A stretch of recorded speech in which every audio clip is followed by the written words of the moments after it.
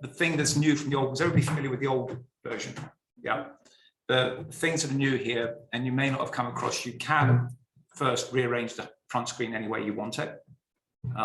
So it will come out with this fixed configuration, but actually all of the panes, everything can be ripped off and put wherever you want it, and actually set up. You can move all these various windows around.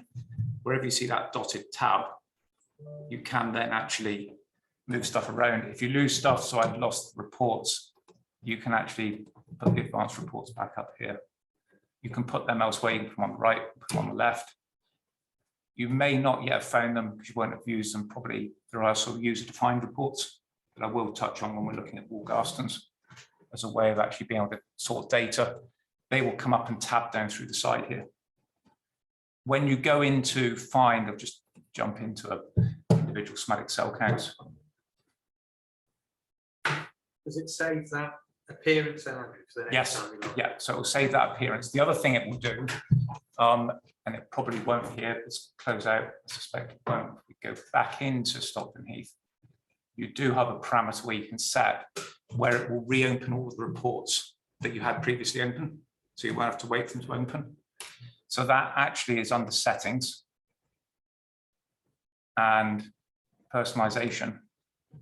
You can actually set it to reopen last tabs.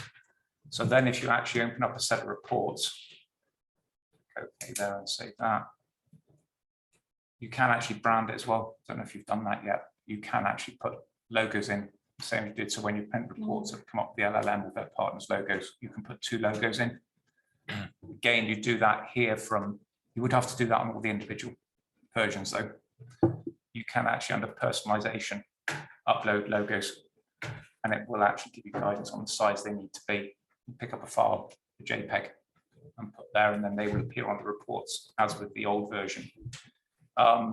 You can change the size, it won't go into it, but you can change the icon sizes and stuff. You can actually limit the number of records that come in a breakout to try and speed things up in terms of how quickly it'll load and things as well. And you can set the font size and change various other bits and pieces. Here you've also got parameters, some of which will be controlled from the data when it's uploaded centrally. We will come back to these in 1 or 2 places. If you change them from within a data set, it's like the old TotalVet, it's remembered for that data set. So if you've got something peculiar, if you've got a herd that works on a slightly different voluntary wait period, if you set the voluntary wait period from within the data set, that's remembered for the data set. Did they all do that? Yeah. Did it? Yeah. So I used to go, reconfigure it every time. So Probably didn't need to. yeah. So whereas actually, Even after you've refreshed it? yeah, should have done. If it didn't, it's a bug that won't be fixed now. But if you go to settings. So does that have to be set for, like, saying each person's local? Yes. area? Yeah. But even if I refresh it, It will upload with, stay? it will upload with your default parameters, Okay. which Because would be what you set here. now they do 60, 70, and 80 days. Yeah, so you can set that. So if you change a figure here from the front screen, that will apply universally across all the data sets. Yeah. But if you change it from within a data set, then it will apply only to that data set and it will be remembered. Just as an addition to that, there's also some farms that are different for cows and heifers. Haven't you thought of that? No, not. You thought I No, was bad. There's certain things I don't want to think about, but I can add it to the list. You make a note, Michelle, and then add it to the wish list. It'll be quite low down the What wish was list. that again? Different voluntary wait period for heifers. It's a good point. I don't think, I'm going to say I don't think we do. In fact, I'm pretty sure we don't. Would show in here if we did under the fertility parameters.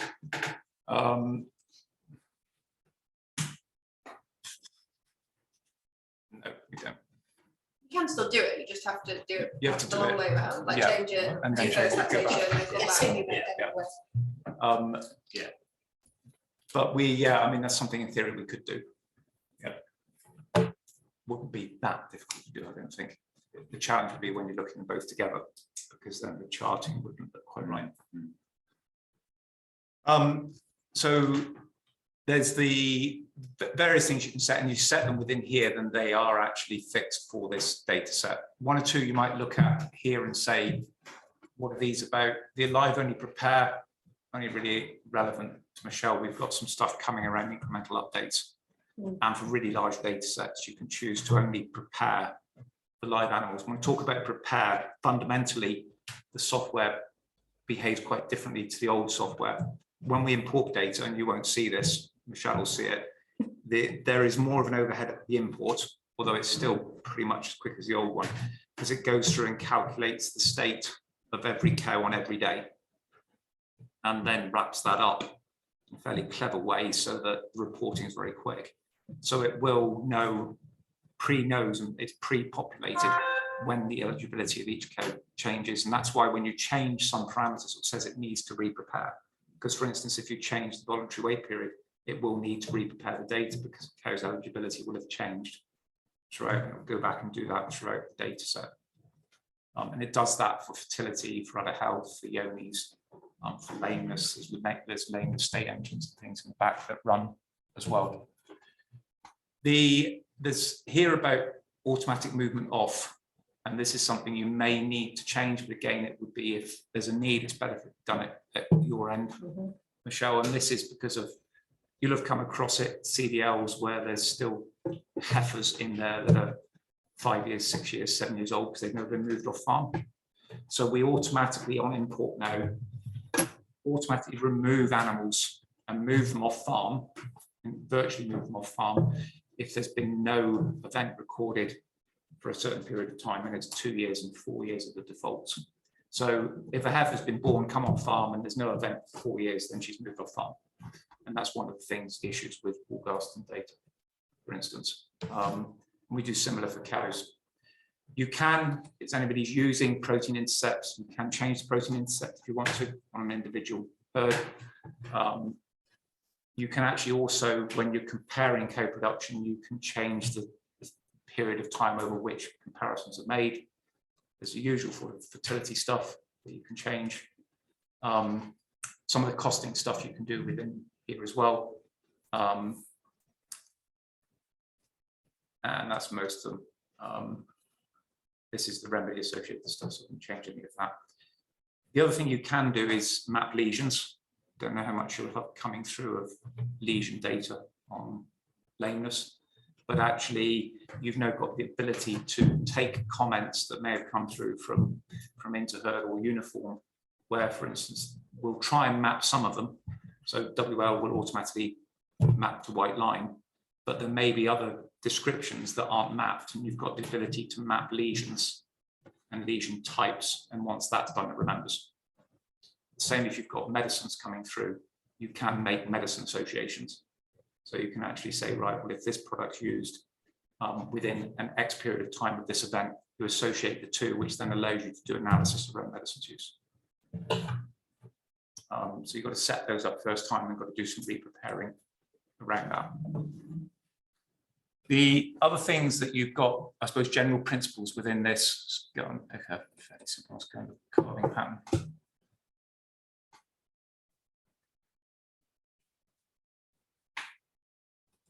So some of this, so I'm going to show some of this in the demo herds, even though they're not prepared.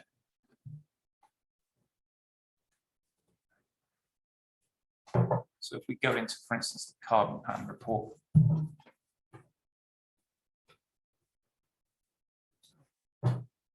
Rip software stop working.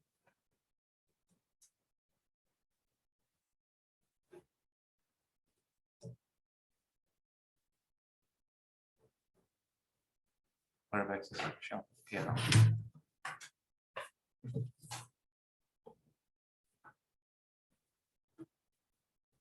Which is the smallest farm here? No. I'm not sure what it was.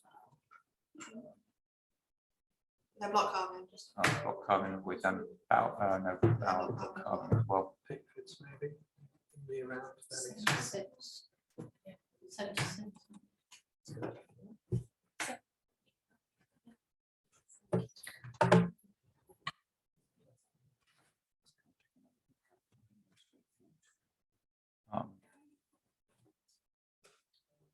Right, so same principle as before, you can double click on a bar and you'll get a list of animals. If you hold shift and double click, you'll get all of the shift, not control. If you hold shift and double click, you'll get all of the bars, not just a part of the bar that you're actually clicking on. You should be able to open multiple windows.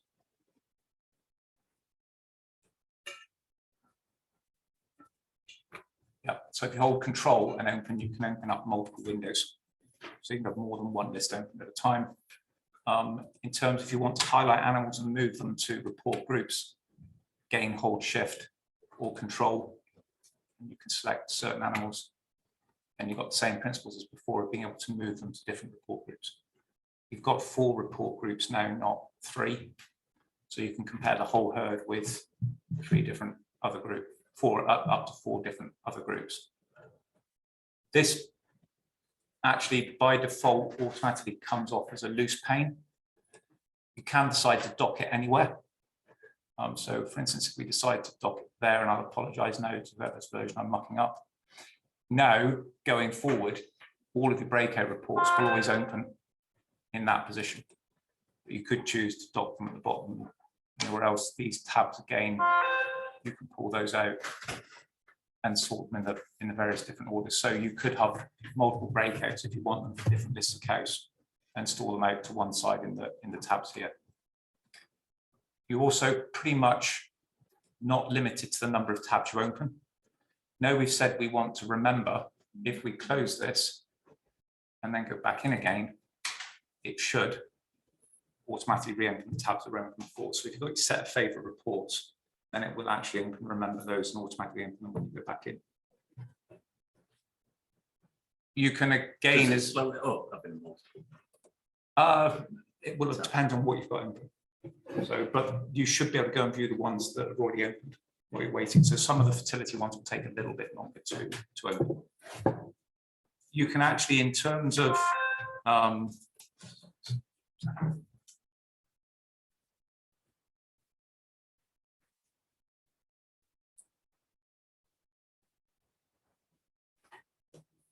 all the reports now, you can go out and increase the period of time. So for instance, you can go out to 99 months. So you can look over longer periods of time. You've got the ability, if you come down here on the right now, to actually change the axis if you want to, but also change the series. So if you've got a smaller herd, then you can actually look at 6 month, up to 12-month rolling figures. Again, it will remember that and what you've actually done for individual herds, and it will default into that sort of setup in the future. Similarly, you can take stuff out. So if you're looking at the fresh carver infection rate and this is too busy, you can add things in down here or take them out, or you can just click on here and it'll just take you to a simpler chart.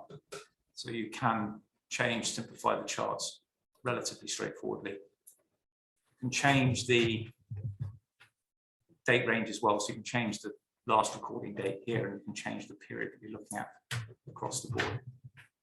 In terms of, take that back to 24 minutes. In terms of criteria, they now work in a slightly different place. You go to edit criteria, if you haven't found this, and then there are criteria that you can add in. So for instance, you can put in lactation number, add that, click OK, that's heifers.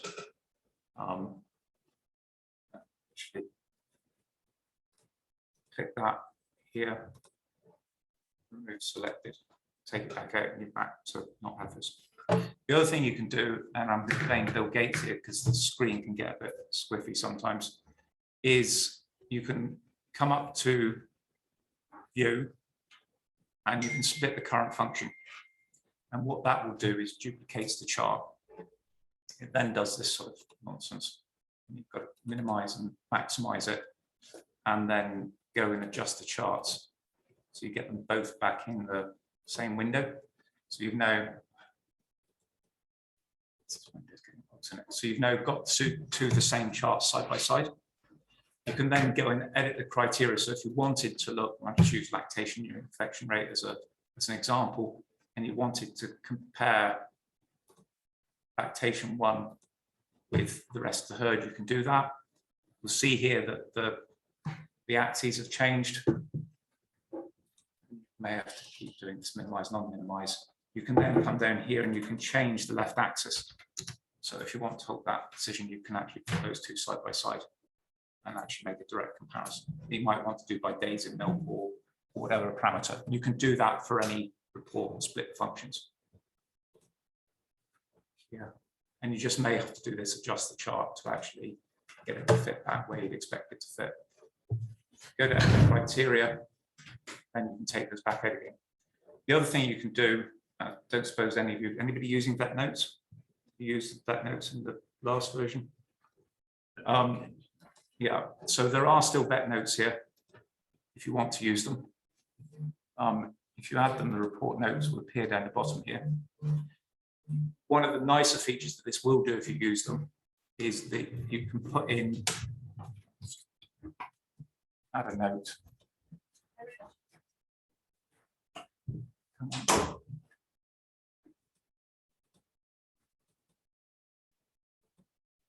Oh, it's not going to work. I may have found a bug. I didn't find that one. No, so it's maybe it's on a Roman version, but you should be able to go here, add a note. It's not letting us add a note. Okay, you'll have to believe me. If you add a note, can you stick that on the list? Bugs have to look at. When you add a note now, you've got the ability to save the criteria. So if you're looking at data before you go to farm, and you want to be able to get back to what you were looking at when you wrote the notes, because you found out that it was first lactation cows that were born on a Tuesday in unit X when somebody else was the operator, you can view that report, write a note, save the criteria. You can go back in, go back to that note, load the criteria, and it will load the report you were looking at the time you wrote that note.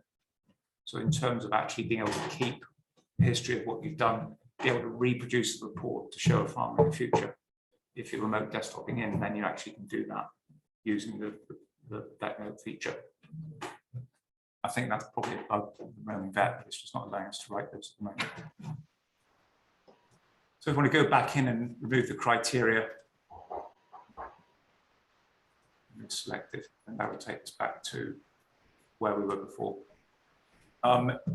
If we want to add cows to a report, then again, you can just right click, add them to a group, and then having done that, restrict analysis to that group in similar manner as you could before. If we come down through, otherwise you've got a cow search feature, and you can go and there's various logic that you can use to search for cows. There is no cow, including a tag, and use the star. That will find an instance of any with an ear tag of 45 in it, code there of 428. So if we go with 428, it's the individual code record.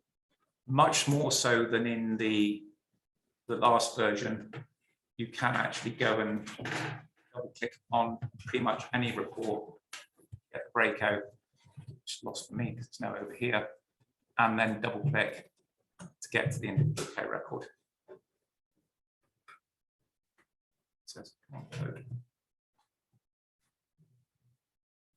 So then you've got the individual code record. Just come out of uniform by the looks of it. This one probably. Which one's it? Pickford. Yeah. So you've got the treatments here on a separate tab now. Movement data. You have the calves. Let's again double click, go through to calves. You've got the pedigree data here. Again, you can go up and down through that. So let's look at the bull. This remembers the last 10 animals you've been through. So if we go to the mother, grandmother, then this will remember that the animals you've been through if you want to go through various trees. Familial risk we'll come back to in a minute. The data set's got yonis in it. You've got your milk recording data, new things that are here now. are milk per day of life, lifetime yield, and milk per day of adult life. And if we come across here, if that cow's had a high cell count, you will get the probability of cure if you were to attempt or wanted to attempt treating that cow. That's the probability that she'll actually revert to low somatic cell count following treatment. Yonis we won't have here. There is ways to get yonis in from other data, from NMR and CIS, although we're in discussions at the moment and that may be automated by this autumn. Milk production. How's it working out probability of cure? It's based off of cow history. So uses a combination of somatic cell counts, this lactation, last lactation, cow age, days in milk, amongst a few. But they'll be the main ones. Does it know she's been treated though, or is that just a probability That's probability of her resolving to low somatic cell count. Yeah, okay. Is that probability of cure, is that on the list of high cell count cows? Yes. Yeah. Yeah, so if we actually come out and go back to advanced reports and we go to individual somatic cell counts, there'll be two on here. So on the individual somatic cell counts, you've got the subclinical mastitis cure probability, but you've also got the clinical mastitis cure probability.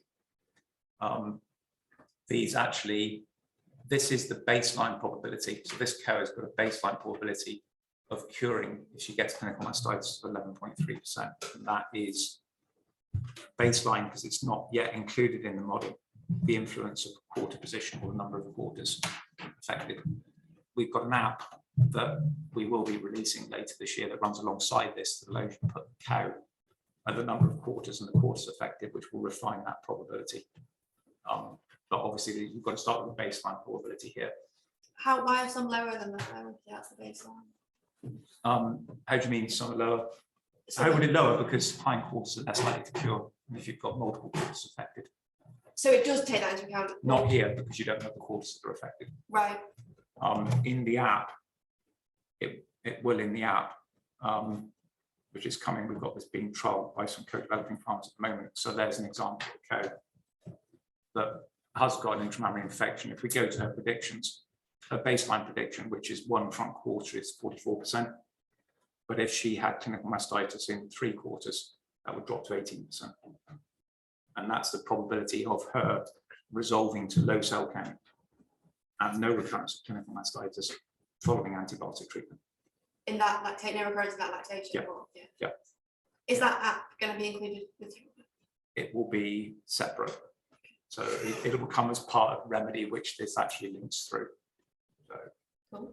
That's really good, useful to show farmers, isn't it, that list? so it's more aimed at The low, well, yeah, the low figures, that's the. I don't can't be showing. Well, I don't know, but they expect too much. so if we go to this cow here, we've got a cow here that's got a 0.6% probability of cure. So if we actually look at her and we look at her milk recordings, we can see her cell count history. She's 4 million now, she was a millionaire back then.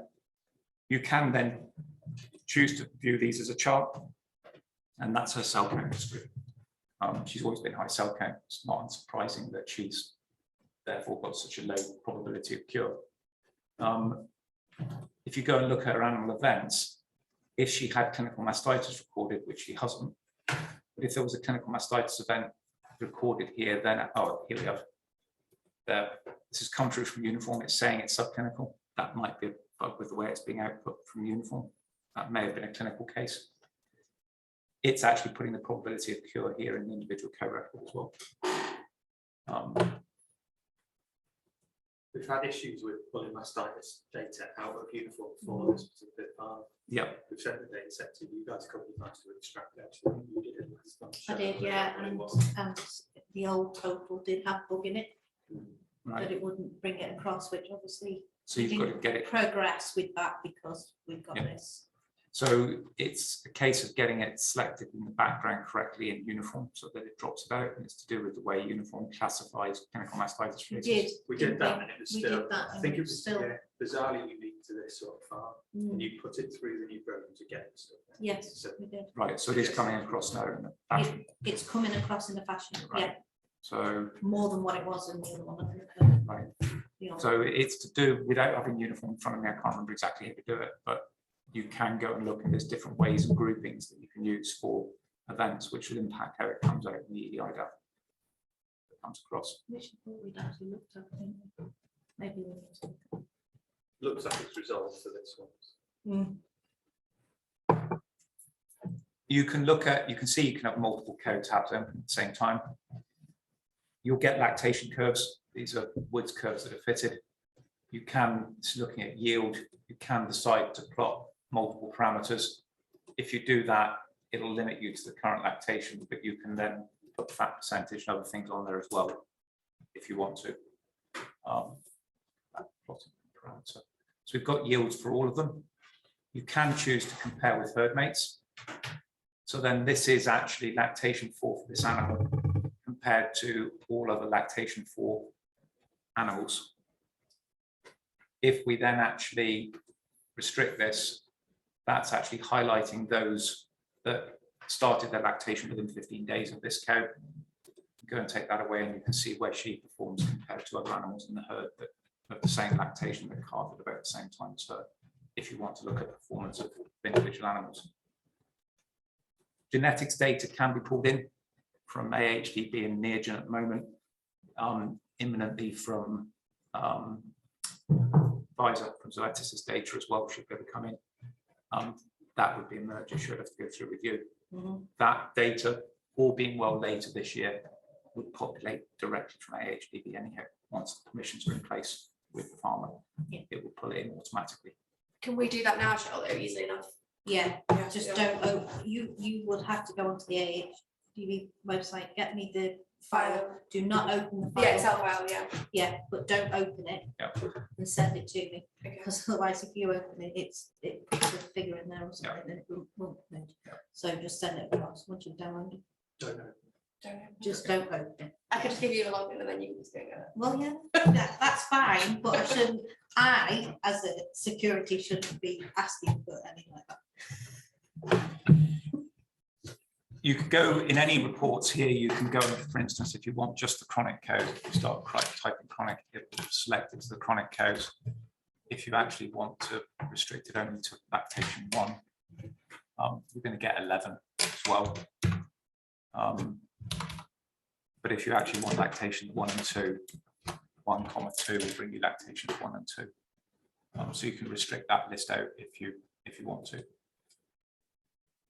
The other health actions, this still here as it was before. Again, if there was Yoni's status, it would pull those through here as well. There is a way of us being able to import Yoni's data if you want to. Again, look at doing that. It's a case of at the moment preparing files, but I'd suggest we wait 10 days to find out about the additional funding, whether we'll pull that automatically.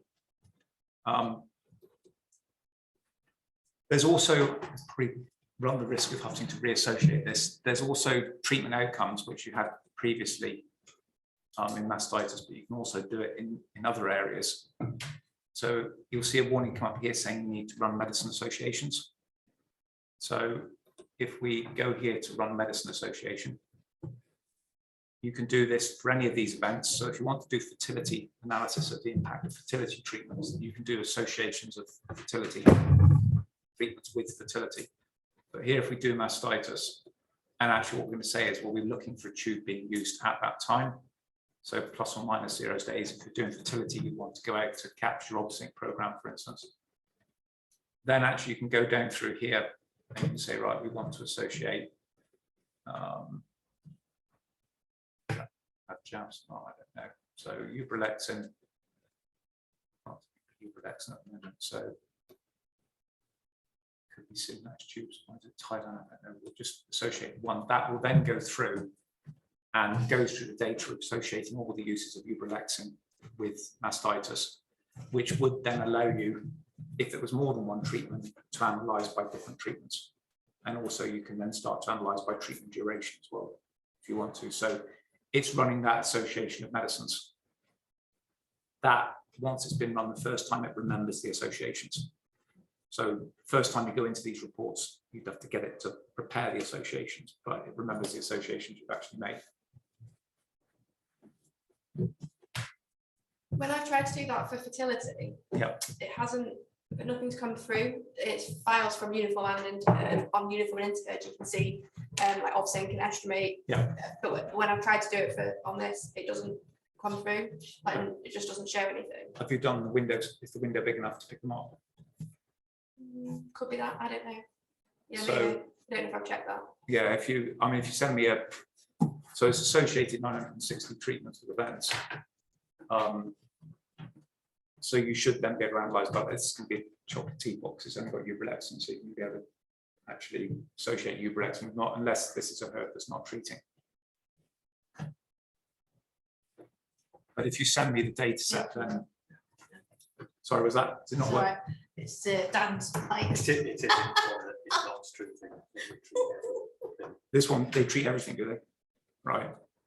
So if you went then to the Flexi Cure analysis, in theory, if you did that by treatment, should appear down here by treatment used.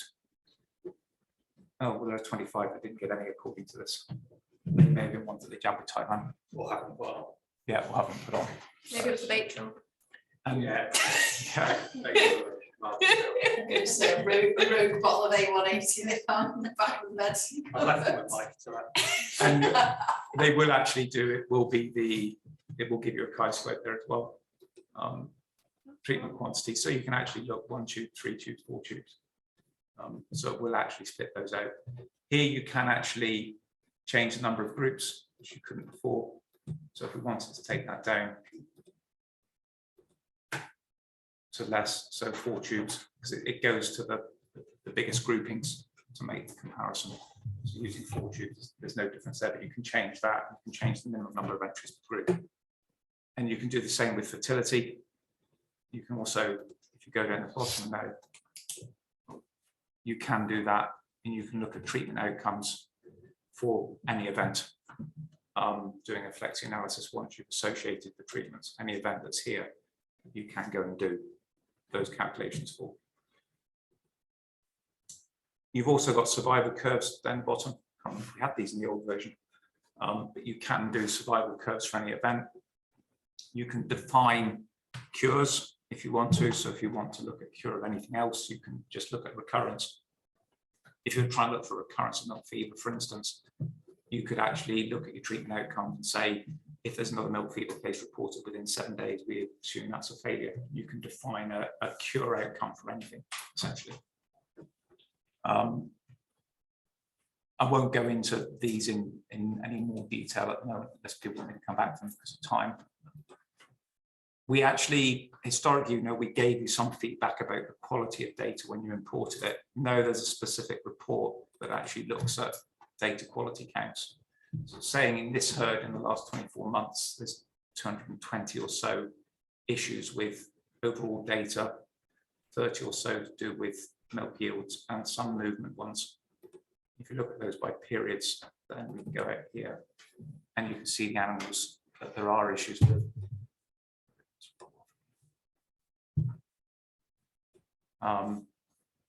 So these are basically 2 heifers where we've created the off-farm events because they were sat there doing nothing and moved off-farm. So you can go and actually get a look at data. So there's a heifer 3817. Should be able to open it eventually.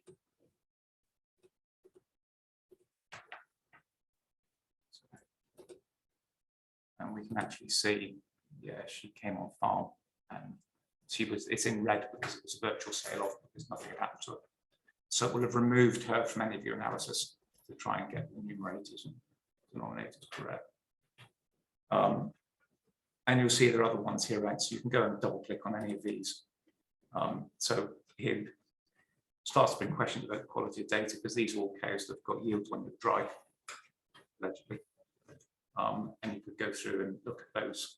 And there'll be other events data. So that's more transparent now this isn't bad herd. See some pretty awful ones. And then another report you've got down here now is the herd profile, which actually just shows you the makeup of the herd for non-dairy. So on that quality thing, it's giving you the detail. Yeah. But is it giving you any guidance on, is that overall sort of good or bad? Because I We've got suppose, you herds. know, if it's giving us all the detail, but at the end, you know, it's 10 kind of, it's 10 mistakes, good or bad. So But I would have, particular size to, I mean, I think you've got to go and look at herds to know. yeah. We've got good recorders. Rob Ham would be an example. 250 cows plus followers. He would have a couple of events a year. He's obsessive. Right. So it won't just go and pull, it does pull genuine issues, but you will get quite a lot there. For instance, if you've got a farmer that he records the services heifers, doesn't do a PD and then they calve, that will throw an error because actually you've not got a PD event and things like that. So you've got to dig a little bit to get an understanding. I wouldn't say this one's bad on this sort of size herd. 200 events in 2 years, 100 events a year in a herd with, was it 400 odd milking cows and followers, 400 milking cows? That's not bad. The front screen here as well, if you've not found it, you can actually now tailor and take things, and again, that's on a herd specific basis. You can add things and take things away from the front screen if you want to. It's still limited what you can put within here. Genetics, we aren't going to have much lameness and mobility data in here. I suppose the other thing to do probably is to drop out and take a quick look at the only stuff and then come back to specific questions. So we go into Stockton and Heath, Does their genetic data come through because they're QMMS? not directly at the No. moment because it's separated out. You'd have to actually go and pull that in separately. We can try looking at some of the demo herds of what we can see in the genetic data if they don't fall over without being prepared. Because we've never managed to get their report on our HGB herd genetic report account. Is that though? The data is It was there. easy. I actually put that genetic. I haven't done it with any of the others. So you'd have to get. Because it'd be good to see documents. So you can get the other stuff. And I'll put it in. It's there, or I can get it through. So I can do it with it. I'm not a master copy. They're definitely not on our No. genetic account. Have you asked them to be? I don't know. Maybe not.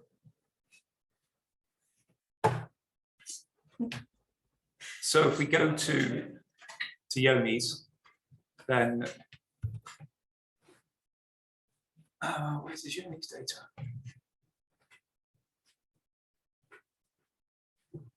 Have you uploaded the CDL? You go. In. Oh, that's a uniform agri file. What are the Yeah. Yonis in it? But I did upload the CPL as well. Yeah, no, it won't be. We want the SDZ. Oh, okay. Is that one in there or not? No. So No, so CDLs can't carry Yonis. So any that record with I us. don't receive those SDs that I want in the QMS total. Just the CPL. Oh, they're being uploaded. They should come to you by email.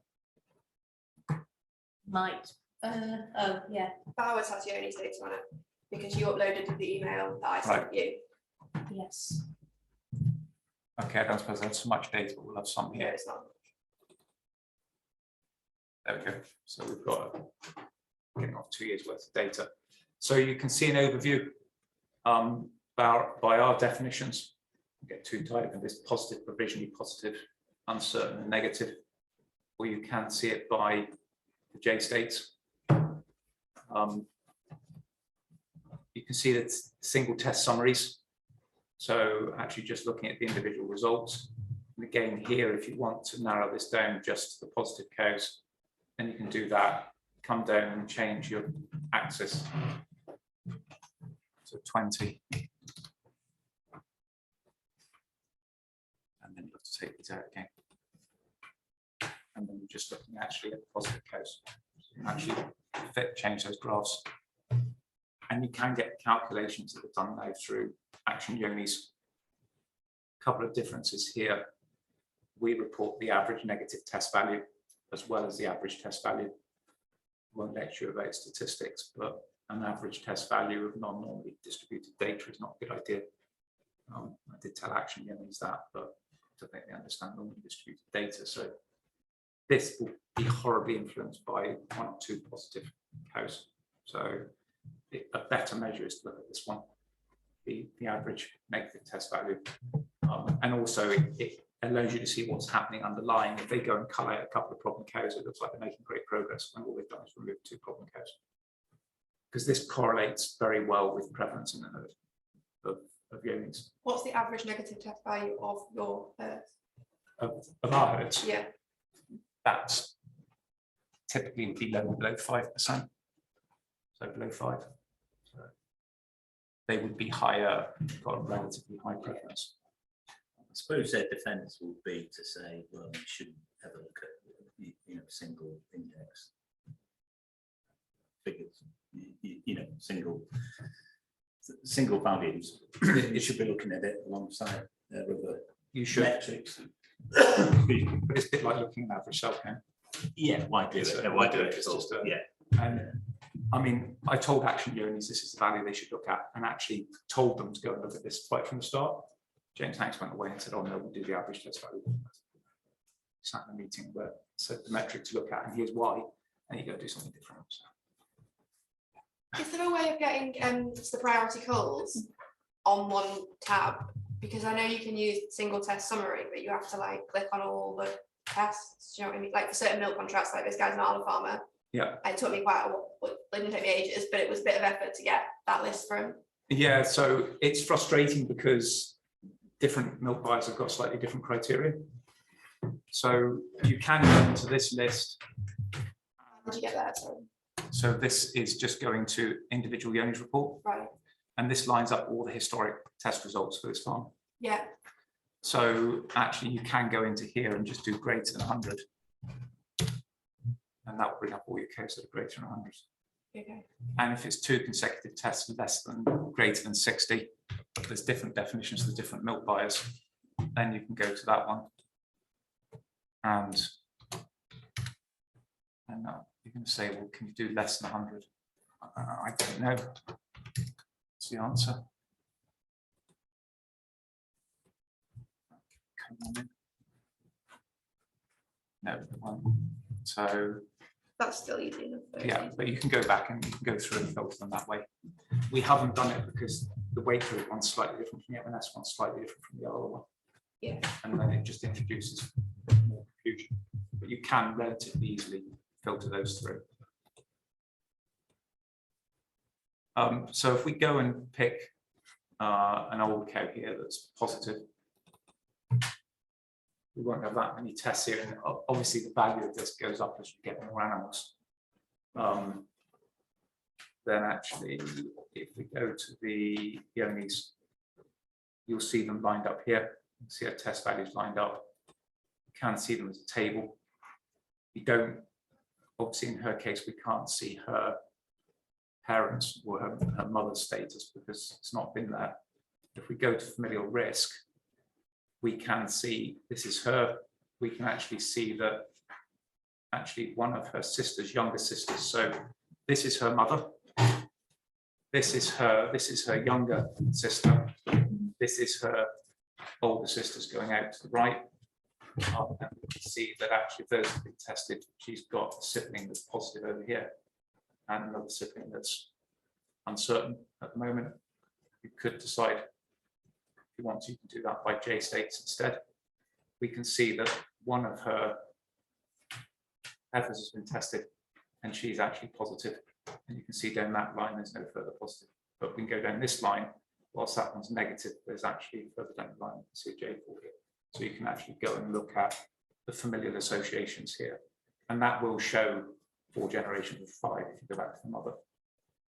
You can do the same if you want to look at mastitis. You can do the same for cell counts. So their cell count statuses. and you can actually do the same for lameness, so you can actually look at familial associations and the statuses through that tree.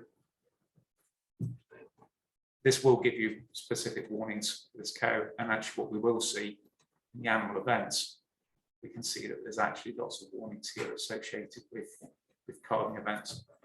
And one of the issues we've got with this data is that its origin is in herdwatch, not herdwatch Farm Wizard, and the quality of the data recording and the data that comes across from Farm Wizard is not great, unfortunately.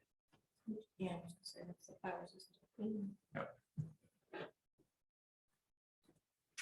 So you can see the summary of reports here, and then you can go and look at an individual test as well, and pick any individual test and look at the results of individual cows at that test. I say you can look at both associations. The main difference between our interpretation and NMRs and CISs is that we consider test results between 20 and 30 as being uncertain, alongside the manufacturer's recommendations. We have got, in the not too distant future, definitely by BCA, we will start calculating probabilities for yonis. We'll put that alongside the status. It's a probability that this cow has got yonis. And also we think we've now got a model that will predict 12 months in advance whether that cow is likely to go positive. So you can actually see cows that pick out cows that have got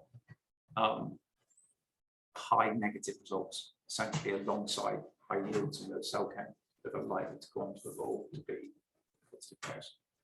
Have you got any plans to add in a tab for heifers in the herd that are out of yonis positive cows like them into? Yes, but it's not there yet. So What's the main point of including those? Is it to try and motivate farmers to? what probability? Yeah. Because the J states and stuff, the current interpretation is really crude and it's too slow. And it's partly as well, Ian Blum's doing a PhD now looking at this with us, is actually to try and get better early warnings of what's going on in the herd. So we actually got a model now that predicts the probability of a heifer calf going positive from birth. But it may be something that we'll only be able to run in the cloud because it's, again, using machine learning and takes into account a lot of parameters. So it looks at a point that a heifer's born, looks at the status of the dam, the grand dam, the aunts, the great aunts, and the status of the dams of all the calves that are born around the same time to build a base probability of that heifer going on to be positive. And they vary between about 10% and 25%. It's quite a lot of variation when calves are born. And then we use a Bayesian analysis to actually use that to inform the first titer you get. And then to rebuild the probability to inform with preconceived ideas, as it were, with Bayesian analysis, the probability of the next test. So it'd be the chance that that animal is infected. Yes, and go on. the chance that it will go on to test Yes. positive. That's two Yeah. separate things. No, the same thing essentially. So it's the chances are that she's infected and will go on to test positive. So Is that going to be based on kind of a farm that's not doing any on-farm control measures? Because obviously if they've got, you know, because that is going to affect the probability quite a lot as well if the farm's not doing anything or whether it's. so what Ian's working on at the moment is taking that base probability at birth and then trying to split that into a familial and an environmental component. Right, okay. So with the idea that we can then come up with a pattern report that looks at, tries to get an insight into the relative importance of familial versus environmental spray. On that specific farm. Yeah. So yeah. But it's also trying to do that. We can do it very historically, but it's too late then. It's trying to work, and we're looking at the moment with Martin and with Nottingham, with Grady. Can we actually cluster cows and then understand which cluster they're in earlier in life so that we can inform those decisions? And you don't have to wait until you've got 4 years worth of test results to know definitively what's going on. So essentially identify high risk heifers. Yeah. Breed to beef or cold. Like, Yeah. Yeah. Same as you might do. Yeah. And it will vary a lot in different herds. So Right, that's a quick look at the Yoni stuff, the genetic stuff quickly, if it will work in the demo herds. It won't. You do get a genetics herd list. And this will split them up in quartiles, quintiles, but you can change the groups, the groupings, and you can sort by any of these, by PLI, etc., within the genetic list. If you go into the genetics analysis,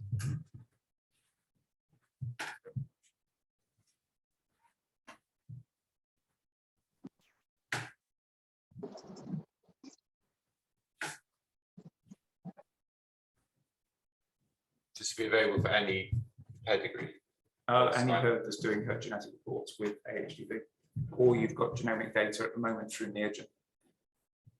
So you can actually look at AHDB or Neogen. You can restrict it to just the genomic cows or not. So here you've got a distribution of PLI throughout the whole herd.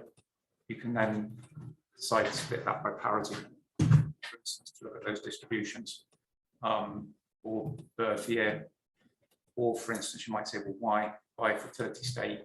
Because actually you can go and find, for instance, you're not pregnant cows greater than 200 days in milk. What's the PLI? If they're right out here, well, there's no point carrying on persisting. You could argue even if she's right out here and still empty, carry on persisting, but it allows you to pick out those cows that you might want to modify your approach.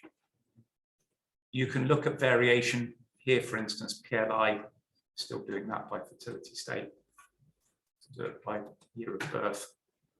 And as you'd expect, PLIs are going up. Youngest animals have got the highest PLIs, and split that in various ways, but you can also go and look at it by any of the other parameters that you want to. It's by lifespan, whatever it means, and it shows you the quartile ranges. PLI. You can look at production prediction. So this is actually looking at milk. So that's kilos of milk, actual performance against predicted performance. So you'd expect a positive slope. It's not a positive slope, and you really need to be worried. This is actually looking at heifers, best fit for heifers and the best fit for cows. This gets really powerful if you've got someone like Stockton Heath and you've got lots of cows. If we just use lactation 1 production data, then we can see this is the best fit for heifers, and this is the best fit for cows, current cows as heifers. So you can see the slope is not as steep. Could be a variety of reasons for that. One could be that they're breeding their cows beyond the ability to feed them, for instance, because there's not such a positive association between the prediction and the actual performance in heifers as compared to cows when they were heifers. So you can start to dig into that, and you can look at various, you can do it by total solids, you can do it by fat weight percentages.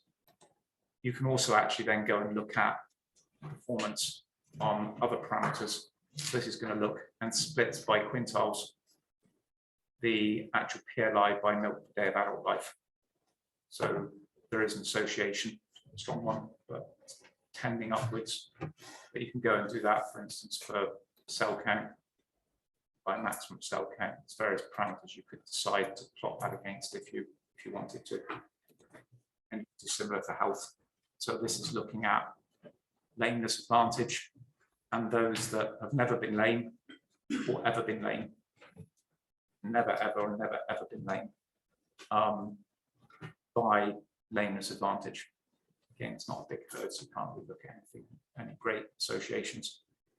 This is lactation 1 animals in lactation 1, lactation 2 animals that have got to lactation 2. So it's only looking at the animals that can actually contribute qualifying data, if that makes sense. Because obviously the cows that survive longer have got more opportunity to go lame, more opportunity to get mastitis. So we're managing that in the background. So if we did that for mastitis and applied it, then I'll see there's no great shapes, no great differences there between any of them. You can go and dig into that, which in bigger herds can give you some insight. And the lameness one, is that based on mob score data? So that is based off of clinical lameness at the moment. I'm not sure if you can do it off of mobility data. You might be able to. I think it's just clinical lameness at the moment. You should be really good on that, because they have so much. But a lot of environmental challenge to help demonstrate that they're not getting the best out of the best.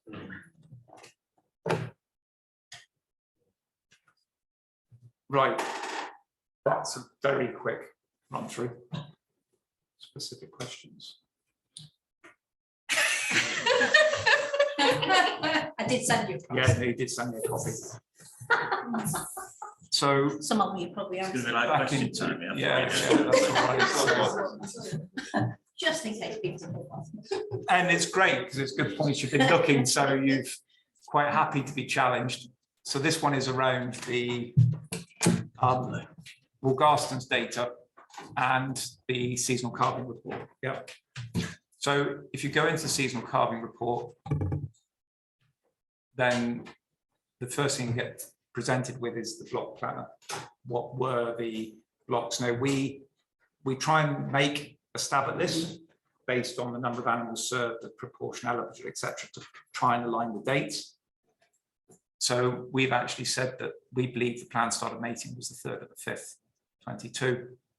But you can change that. So you can change it. You can change the user defined to be different. Say, well, no, it wasn't the 3rd, it was the 1st. You can actually change those. And also the planned start of calving. Again, you can change those dates under the user defined, and it will then use the user defined. You can do the same for heifers, and then you can put in a planned end of mating date as well. And then you can, and I'll carry on blindly at the moment, you can say, well, I want to compare these two blocks. And click OK, and it will do all these analysis now based on those two blocks. You can put 3 blocks, 4 blocks, if you look at 3 or 4 calving seasons. And your comment was that it's miles too many eligible cows. And the reason for that is data. So we can get around that. A couple of ways you could get around it. You could go into the block planner, take out heifers, and just do it on cows, because what this comes down to, the other way you can do it is go into edit criteria, lactation number, add that, put it's greater than 0, click OK, and suddenly get a lot more sensible figure. Okay. And it's because there are loads of heifers in there that have never been moved off farm, and it's a real problem with farm visit data. So we can only import what we can get out of Farm Wizard. What's happening is there's heifers in there that are never moved off farm. So you could go in and play with this by going into the criteria and say move heifers off farm that's not had an event recorded. Right, okay, yeah. But you've got to be careful, because if they're not recording all of the serves and stuff, you'll have to bring that date so tight you'll start moving animals off that are still on farm. Okay. The other way to get around it is to do this approach and exclude the heifers. Yeah. To me, the quickest and easiest way of doing it is just to go into edit criteria and just don't include heifers in the report. Yeah. The other way to do it would be to go into the block planner, and you can either create a new block, so you can add a new block and put it in, or just remove heifers from this block. Just press delete then. Yeah, it's actually just go in and plan start of mating, just remove it and don't have a plan start of mating. The other thing you could do is go into user reports and start building reports and create breed groups, because what you find if you look in the background here, and if we go back into the edit criteria, take that out.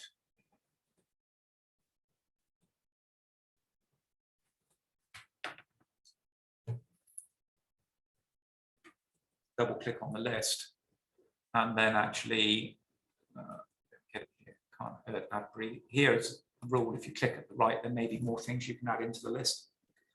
But if we go into these, what we'll find is that we've got Hereford heifers and all sorts in here as well that have been recorded on Farm Wizard.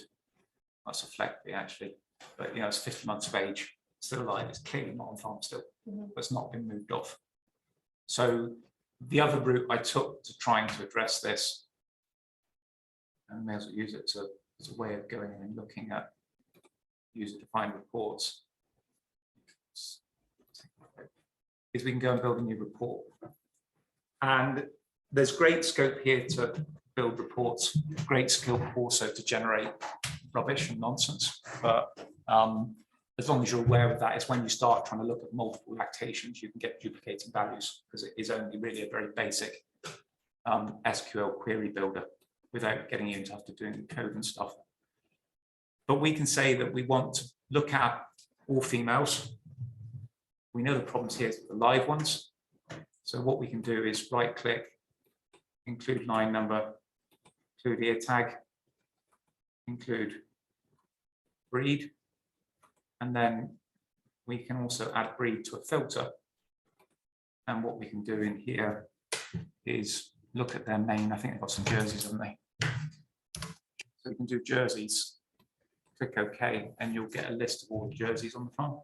And Jersey crosses or just jerseys? We may have to put in Jersey cross as well. So what you'd have to do is build this for a number of different reports. You can save the current criteria and just put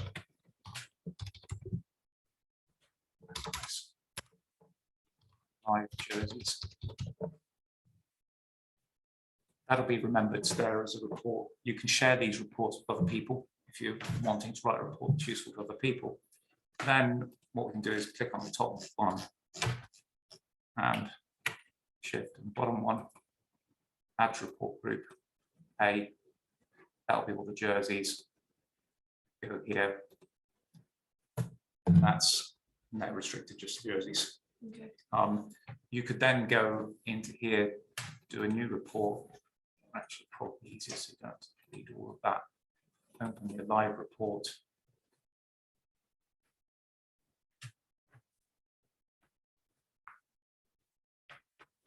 Edit the criteria and add in Holstein Friesian. Click OK.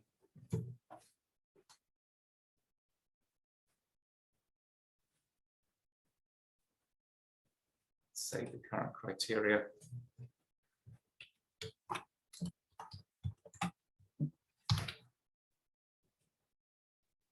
And then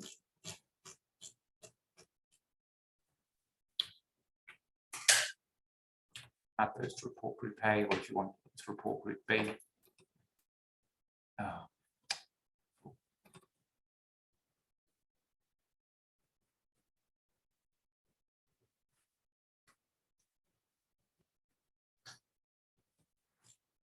Top. Bottom. Add into report group B, and then we come out seasonal carbon report. That's jerseys. That's jerseys plus Holstein Friesians. That's Holstein Friesians. Build the group so you can actually split them out by breed, but that's the other way to clear out some of the rubbish. Okay. Yeah. So how does it define, because in a couple of other block herds, the eligible cows have been only a little bit off, like 10 cows, which could be due to the same thing, but how does it define an eligible cow? So it will be, I may have to go and look it up. Basically, not selected to colt. Yeah. Yeah.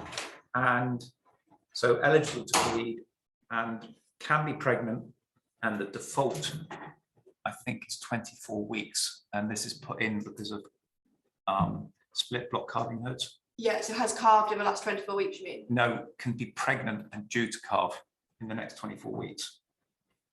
Oh, can't be. Yeah, so Okay. because pregnant cows can be eligible in Yeah, the block okay. calving analysis, and we've got it defaulting to, I think, 24 weeks. Yeah, cows eligible if due within 24 weeks. So if she's pregnant at the start of the breeding season, but due to calve within the next 24 weeks, she's included as eligible. Oh, I see. You mean if you start breeding before they finish calving? Yeah.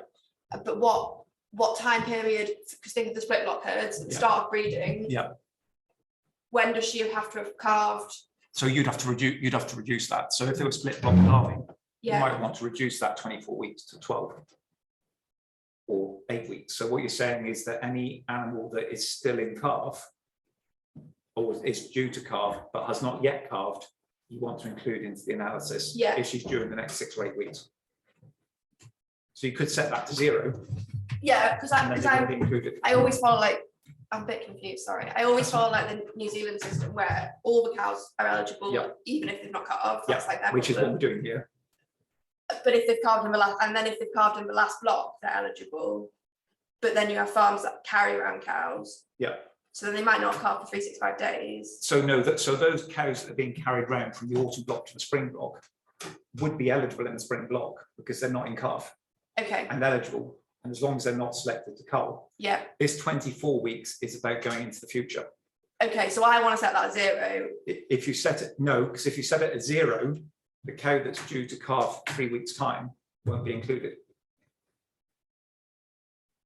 So we've set that period quite long, deliberately to aim to capture everything in herds that truly block calving. And you do 1 block, and therefore cows don't come back round again. So if you're running a tight calving block, Yeah, then by the time you come to the period for service, everything else should be due within the next 4 to 6 weeks. well, everything should have carved by the time. It you should have start done, but there'll be service. some that won't. So actually bring that back to 4 weeks. So if I've you've got a herd where everything's carved by the time you start then you could service, take it to I 0. can put that at 0. Yeah. Yeah, okay. Yeah. But if you want to do the true New Zealand system, which says 3 or 4 cows that are still in calf and due to calf in Oh, the I next see. week, then you need to put that to 2 If I have a weeks. bad herd, yeah, I Yes. see, okay, okay, thanks. So that's cow eligible. Okay, thank you. It's deliberate. You might say, why have you said it so long? It's set so long to mop up for true Yeah, I see. block what you mean. calving herds. Yeah, They just have 1 calving block. so farms that are doing it badly. Yeah. Will appear really badly on the Yeah, figures. yeah, Yeah. yeah. Okay, thank you. And then the other underlying issue with this herd is because it's cows just aren't being moved off farm. Yeah, And unfortunately, Herd Watch and Farm Wizard appear to attract farmers that don't like recording data. we could clean that up at the farm wizard end there as well. couldn't Yeah, we? yeah, absolutely. Okay, great. So it's a farmer issue rather than a data source issue in terms of the recording system. Careful what I say about my other software colleagues, but we clean up the data we get from Farm Wizard, we already do quite a lot of cleaning up for. Because they do some idiot stuff. They don't, it's really bizarre when you change a line number in an animal in Farm Wizard, it doesn't change for all its life. So if you had a young stock code for it, and then when it casts the first time, you give it a different code, it doesn't change that code for it when it was a young animal. So essentially you get 2 animals in the data set. So which is just a bit dumb, really. So we've got to do things like that. We clean the data up before we process it. But if they don't move animals off farm, but another farmer that actually, I'd not had against the brick wall, and in the end I told him better go somewhere else and to come to CIS because 15% of the cows you never record to calving. Well, I don't register a calf, so why bother recording the calving? Give up, really. So What produces the cleanest data then for TotalVet? the keen farmer. I mean, in reality, we get good data out of Uniform, we get good data out of Summit, we get good data out of Westphalia farmers. We could get good data out of Farm Wizard if farmers record it properly. They tend to be taking shortcuts. In terms of the best data feeds, the best will be Summit. The next best is probably Uniform, and then probably Interherd, old Interherd. We're hoping, got the agreement in principle, if we get some additional following funding, that Uniform are going to change their data report, and we will get a lot more events from them in a lot more detail, so we get around these issues with mastitis cases and things like that. 35 farms we do uniform for just. And if that goes ahead by the end of the year, then I'd expect that feed potentially also to be automatic. So you wouldn't have to do anything. Just appear. So A lot of work for the minute, Yeah, but in the future. What are you going to do with all these spare time? Oh, there's a lot more. The other On to thing, my next step. the other thing we're developing alongside this, and I know there was another comment about the pattern tool keeps crashing. Having sat and watched the churn, some of that is Well, to do- technically, it's not crashing. it's just taking a long time. Yeah. Yeah. And part of the reason it's taking a long time is because the way you're using the software, because it's actually on the terminal server, it's on the server. Because it's much, much quicker if I run it on my laptop. And so that's part of the reason it's slower. The other thing I would encourage you to do if you want the pattern analysis report, which is great, is get your farmers to sign up for it. Because then it'll all be done in the cloud, where we've got a lot more compute power, and they can add you as an automatic recipient, and you will get that pattern report automatically after every milk recording. The day after their milk recording goes live, it'll appear in your inbox and their inbox. And going forward, there will be the ability for them then to share that data with you, and those CDLs would automatically populate TotalVet. So if you can persuade them to go down that route and go through the pain of signing up, then that's the best way, because then you don't tie time up trying to do it. We've got that in there really aimed at farms that don't milk record. But it's doing some fairly serious data processing, which is why it also takes a long time.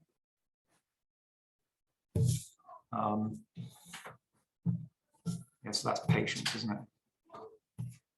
Why does conception rate by operator data not come across from uniform and herd companion? Because they don't send it. They don't actually output it in the file that's provided. I would hope that that will improve. Is that the same for internet plus as well then? So we don't, I'm not aware of how we can get data out of Interherd Plus. You may know more than we can get out of Interherd. Yeah, sorry, just internet, sorry. Yeah, so it will depend how it's configured in Interherd. And how they're actually configuring it. Potentially it can come across, but again, it depends whether they're capturing it. There's a couple of different ways you can capture that sort of thing in Interherd. Some will feed it across and others won't. If it's there. It doesn't come across in first. It didn't know, so did it? No, it depends on how it's configured. From an into. Yeah, from an Interherd, yeah. It won't be in a CDL file because that doesn't carry operator. So block carving, I think it's probably the same issue in Muirs, I suspect. Yeah, they were only marginally out. Yeah, and that's probably to do with that period. Because they'll, yeah, the heifers there to put in the, yeah, they've got several different blocks going on in here, isn't it? So I don't know which of the blocks you'd want to compare. That top there, an autumn block herd, it's just that they serve like 10 cows in the spring. Right. So it'd be that one, that autumn 22. But it's kind of, I don't know why it's split out the heifers and the Because cows there, because that's the same block.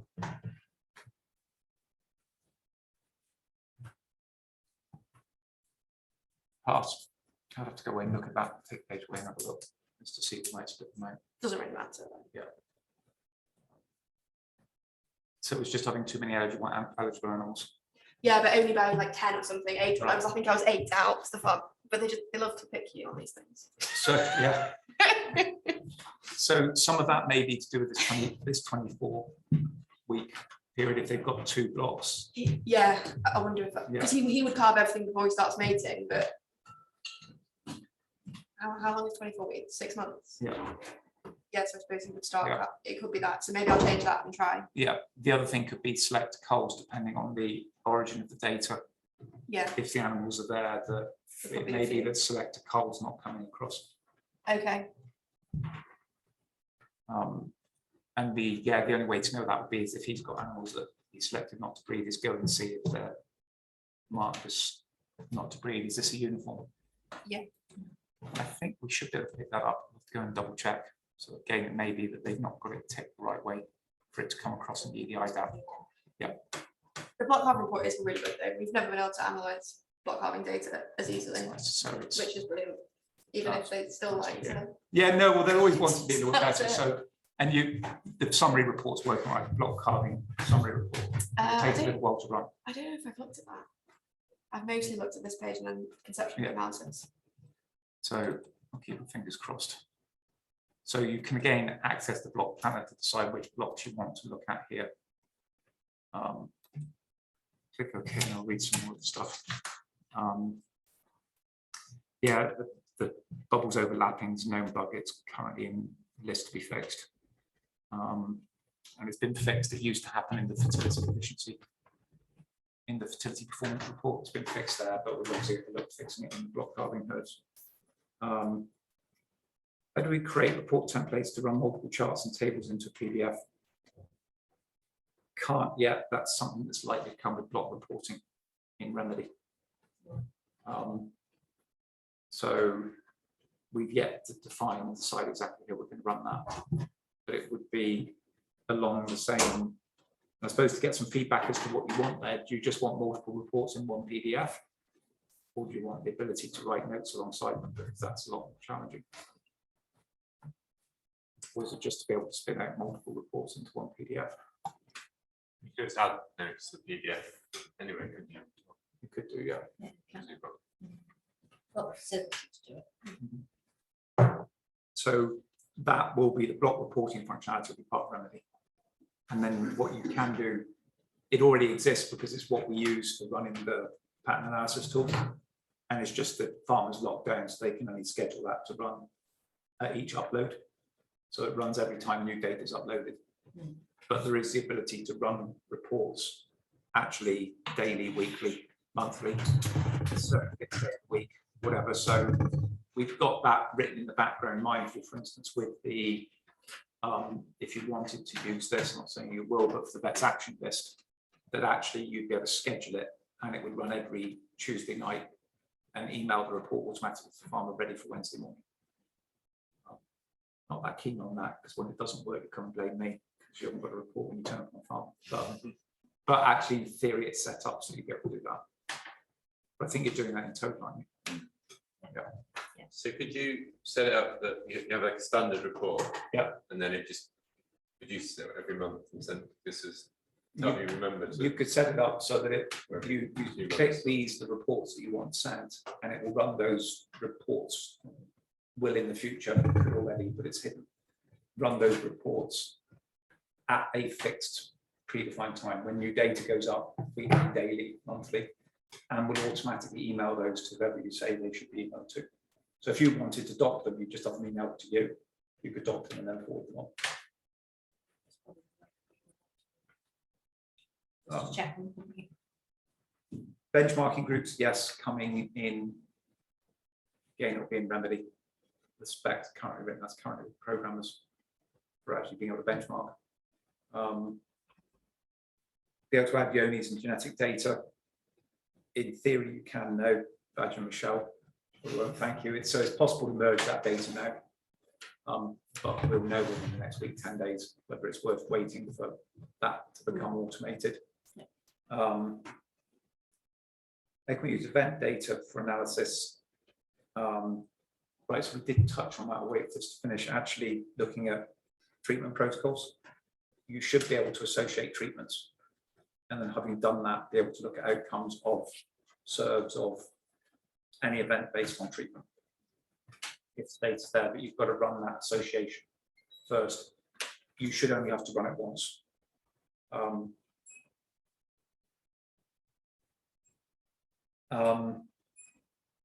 Merging multiple data sources, yes, that's possible. That's something that's at Michelle's end. So you can take, for instance, uniform data off farm or insert data off farm and then merge a CDL.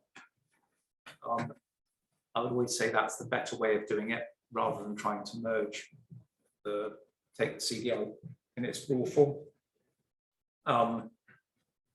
We, as it were, we don't decide which is the more reliable source. We do what you tell us to do, and then go through trying to match cows, and we'll give you feedback as to what's happening. Right, so this is the summary report, which gives you the number of cows in each of the groups. And then number of cows in the herd, plan started mating, number of cows eligible in the block. The number of those that were still pregnant at the start of the block. So the select colours coming through here. So we can see that actually picking that up. And then you've got 3-week submission conception rate in calf rate, 6-week in calf rate, 12-week not in calf rate. Cool. So I think those are most of the Kiwi type parameters that have gone in there. If they're not, then ratio is good. And then this is the essentially the fertility momentum. It's a distribution around a 365. Basically, the blues are the abortions, and then these ones that failed to conceive. So that would be excluding the ones that were selected to color. You've got then the in-calf and service curves and the fertility efficiency for the first 12 weeks.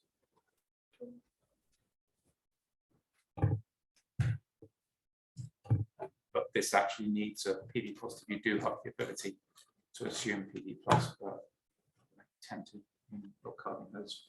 I think you do have that as an option when you're running that report. Again, you can assume PD if they're not doing PDs.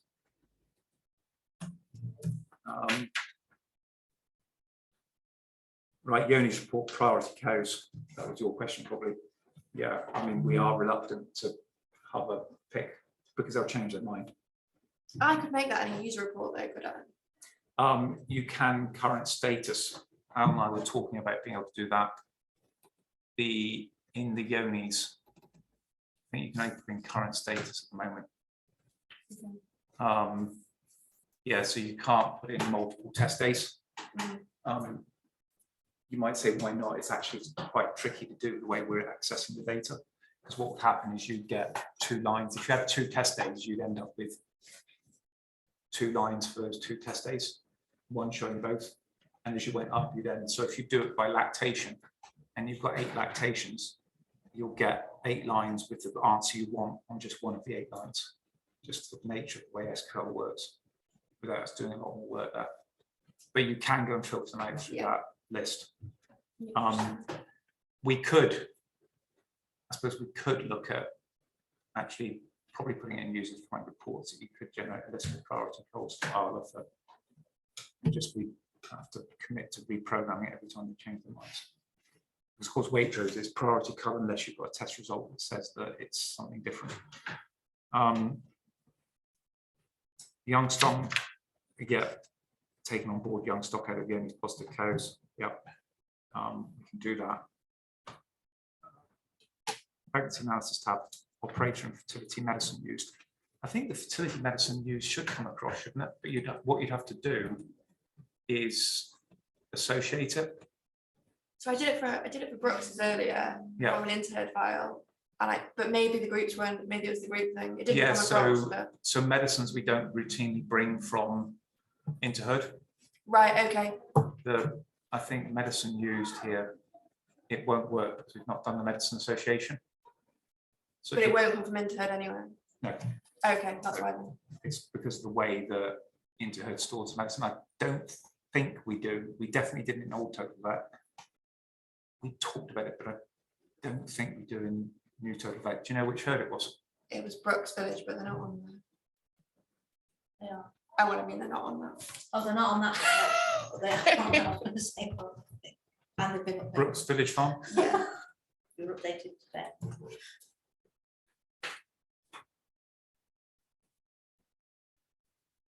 We're very spoiled when somebody do this for you. Not having to wait for all of it to be processed. A lot for these guys. I know.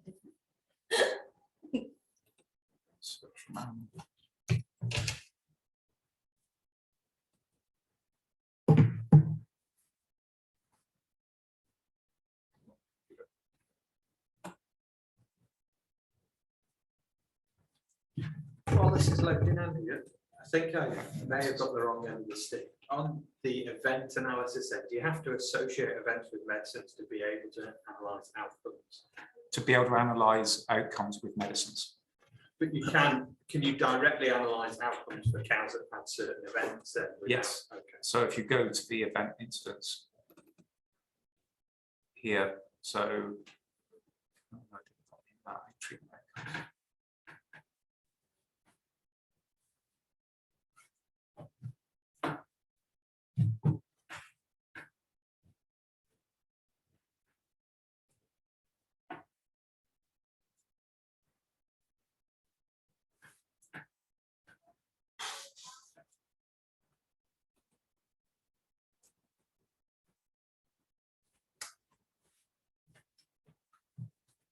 thinking, Are there any plans for Bobby Sync to be able to be?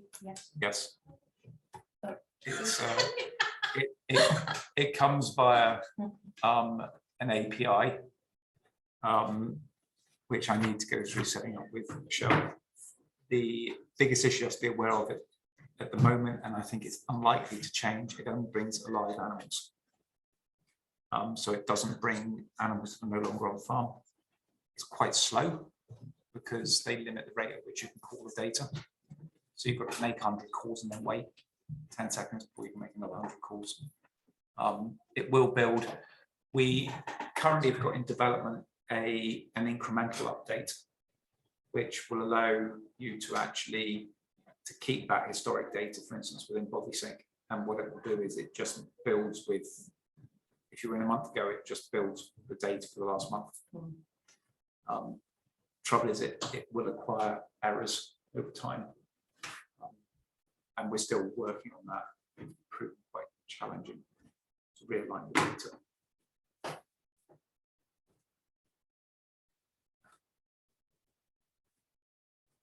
Yeah, so you would have to have an outcome mastitis. You wouldn't, because we didn't look at the outcomes. Otherwise, you could look at the outcomes. For instance, if you wanted to look at,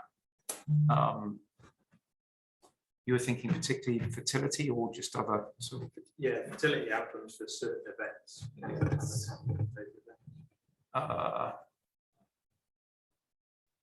Oh, what you say if you go into pregnancy analysis. You're thinking, for instance, if you'd had lameness or whatever. Yeah, no, you should be able to do that without associating the medicine. So you can do by bull, you can do by lactation, you can do by yield, you can do by lameness before or after. So actually that's cows that had lameness events, and it's starting at 0 and doing it in 10-day blocks. So if you want to do that in 30-day blocks, you can reduce the number of groups that it's actually including there.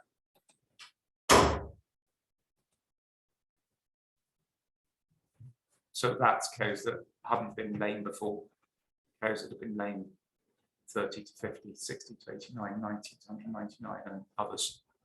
You might say where 0 to 30, it's got dropped out because it's one of the smaller blocks. That makes sense. It drops out blocks according to the number of animals in the block. So it's approaching a significant difference there. But it looks like the conception rate's going to be poor. Yeah, significant there. It's to do with these cows out here probably. It'll do mastitis as an event. Yes, mastitis before and after. You can do it by service interval, by cell count, by yield, by days of milk, month of service, month of calving, lactation number. You can't add in events that aren't on that list. So if we were routinely BHB testing, we can do ketosis, EAOPS, or twins. Twins is a good one I've got down here. We'll look at doing the twins. You stick it on the list as well for me, Michelle. What's that? Twins, a twinning event. Add it as an event.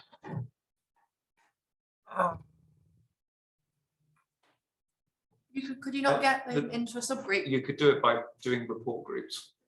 That would be the way you'd have to do it. And then having done it by report group, actually take out, just do the flexi-BD analysis, but actually by operator where there'll be none, and then you could do it by report group. Okay. But you'd have to make report groups at the moment of your low and high BHP animals.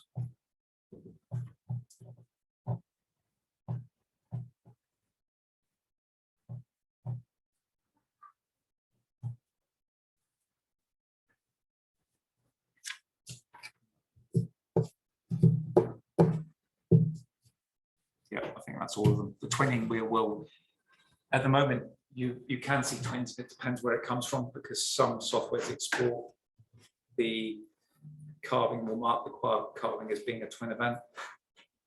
Other softwares just export 2 carving events on the same day. So we'd have to do some processing to mark them as twins. But yeah, we can do that. That would be We'll add handy. that to the list. And then what about twins at PD? Is that too far out really? Twins and birds is one thing. That would be, yeah, it's about how we would be able to pull that across from the other software, so it's highly dependent on how it's recorded in the software.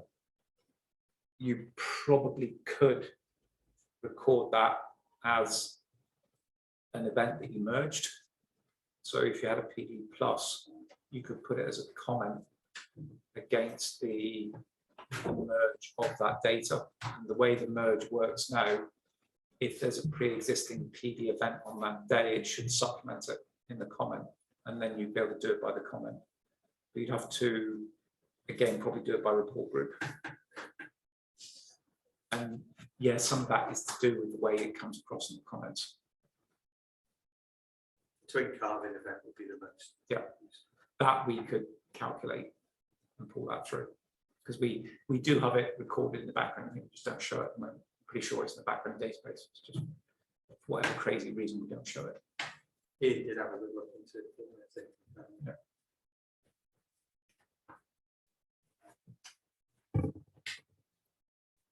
Any other specific questions? So what layman's data analysis? Right, so Like mob scoring data. if that's merged in, are you merging that in or not? Or using. If it's in uniform, well, if they're putting it into uniform, but we also use obviously the matrix, which is the quality. There's a bit of a thing with all feet in there, isn't it? Foot trimming side of things, but the new matrix. Which is essentially the same thing, isn't it? You can drop a CSV from that kind of, so technically we can bring it in via API. Right. I'm not getting a lot of response to it at the moment. We've got an API link. What do you get any response from? From the last time the programs emailed them, didn't get a response back from people.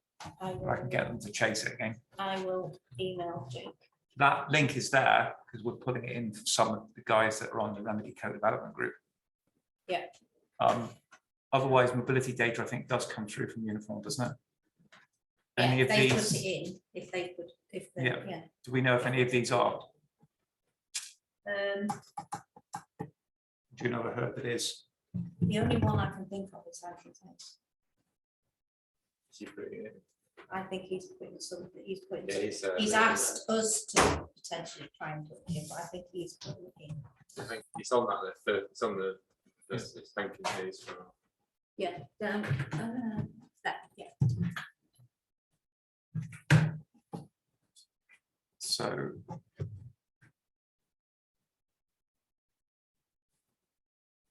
No. It's not in at the moment.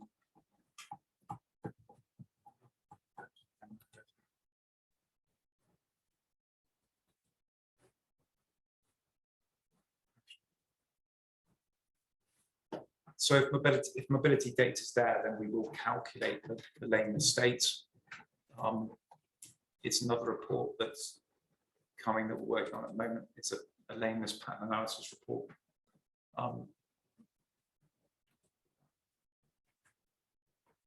So if we go to mobility analysis, there's not a huge amount in there. Number scored, number missing.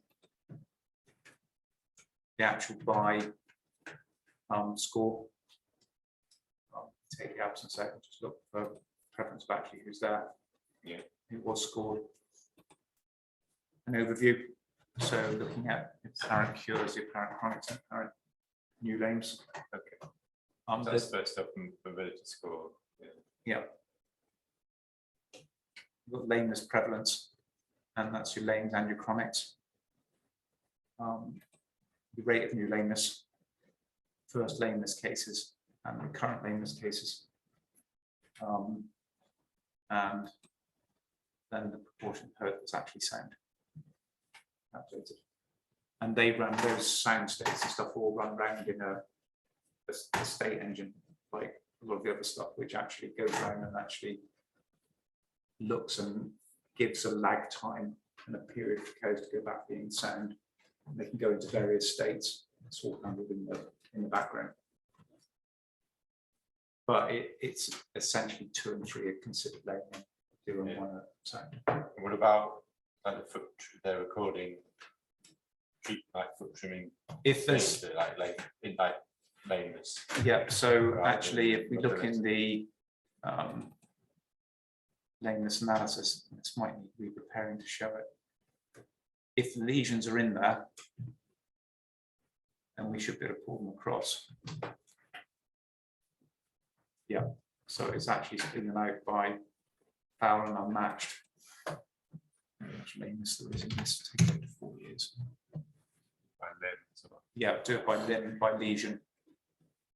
And then it's not there yet, there's one for lameness and also for trims. So that report's not come through yet, I think it's still in beta. So that pulls together mobility and. So you look at stuff like how quickly after they get seen as lame on a mobility score, do they get treated? Yes, so you can do that through.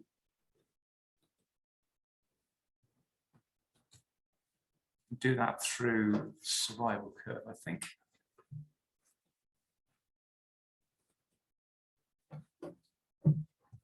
So if you look at, and maybe not, I've got it in here, we can send you an example that you can look for trim events. There's no trim events in here. And then you can look at time from a score to a trim event. So that might still be in beta, but yeah, we've got that there. So you can see the lag. You can also actually generate, part of the issue here is, as you know, is getting decent data. Yeah. You can also generate a foot trimming list, well, which will pull those codes out. The cows are based on things like days of milk Yeah. as well as Yeah. set parameters. So you can set rechecks. And it'll look out newly lame cows, chronic cows, fixed days in milk for checks, for cows and for heifers. And you can generate those lists if you want to. So, one of the challenges we've got here is getting good data. So Getting them to be useful, to get them to be able to generate a trim list based on mobility score. Yeah. Data we want from you, make. So that would be doing this based on these new lame cows will be based on not clinical lameness, that will be based on mobility score data. Yeah. So if it's in the background, so that will be pulling it out, these are our mobility scores in here. And it's pulling that cow out as a new lane as a result of high school. Do you not get that through the matrix and stuff at the moment? What's that, sorry? Trim list based on mobility scores.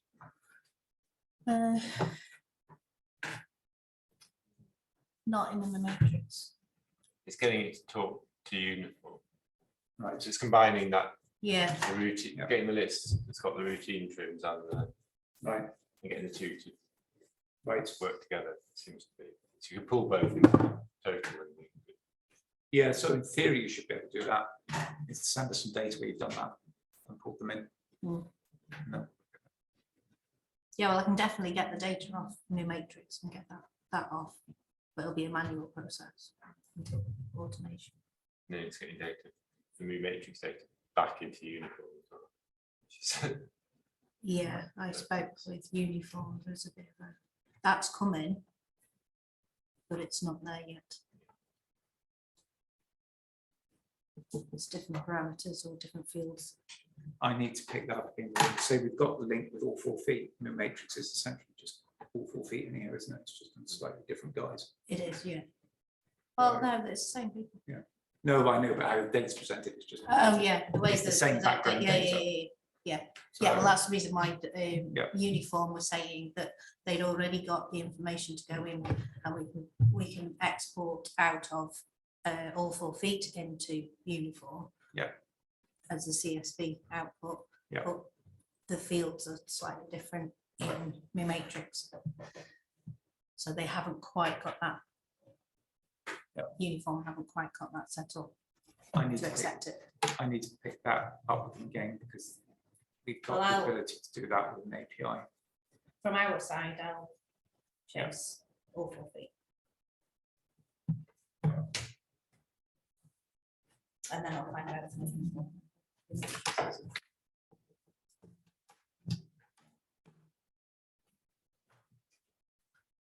There is mobility score data there if you want it. If the condition score data, rather, if that's imported again, it can go in, merged as a CSV. If you've got condition score data. I haven't actually looked, there are There are some, wasn't there? There's not many fast condition scores. there are production stuff than they used to be in the old TotalVet. So you've actually got overall herd production based on herd test days. You can do that by yield, fat, protein, total solids. You've got test day performance at individual test days for yield, fat, protein. Can do it cell count, other parameters as well if you want to. Do it by weight. You've got lactation curve analyses that by default goes out to 15 months, probably too long. Gains will be based on test days. So 12 months. You do it by groups. So that's doing yield by parity. But you could also do it if you wanted to do it by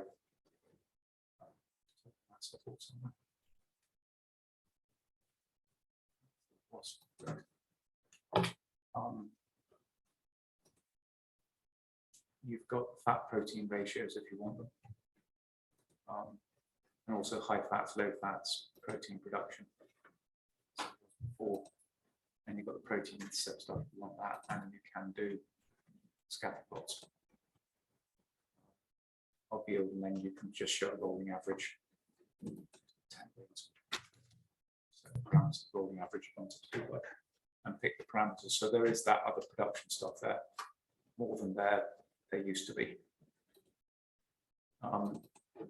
You then do have the monthly care performance summary, so that's just at each test day, just the performance of individual cows. But you can get that through the individual cow record as well. And the performance summary just summarizes that at the herd level, shows you the proportion of cows chronic above 200,000, above 1 million. Just some numeric outputs of that data.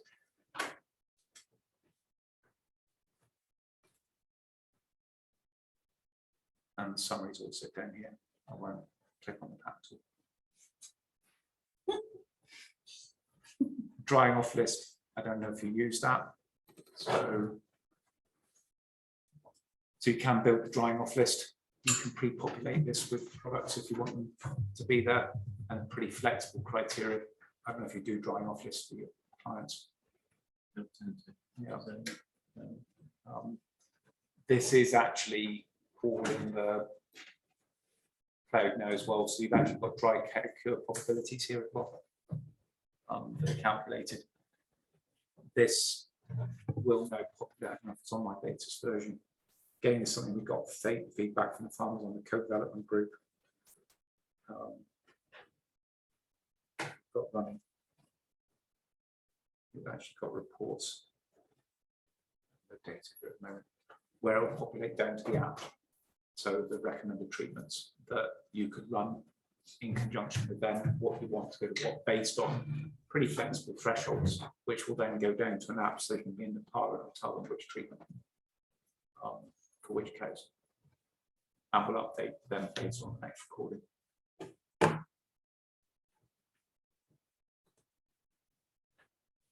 What's the criteria for uncertain states? Maybe one of them asks. So that would be, so for instance, if you say that you want cows below 100,000, for instance, so I've always sealed cows above 100,000. Then you can go in the cows above 400,000. I shouldn't do that initially because it's one of your files. By those criteria, you can actually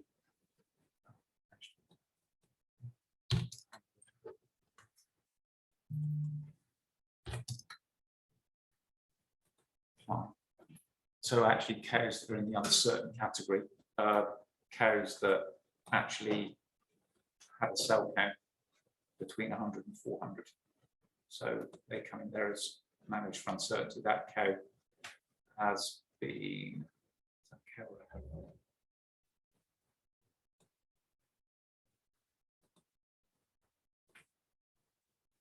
so that cow there, yeah, she managed uncertainty because she's had 2 cell counts above 100, but below 400.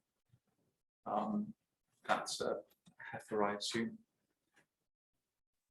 Yeah, so the heifers, you've got criteria as 200. There's no uncertain category. So what it does is anything below 100, you could say, see them alone. You might want to say cows between 400. You want to have short duration dry cow plus sealant, and the long acting cow you might want to have cow plus a sealant. So it allows you to split in 3 ways for heifers and for cows. You can define the period. It defaults to the 3 periods is basically any clinical mastitis within the time frame of the last 3 recordings. You can put that out to the whole of lactation, and you can actually say, well, I want it to cover all cell counts of the cows that have been above 200 in the whole of lactation. So you can define the period over which it looks at these.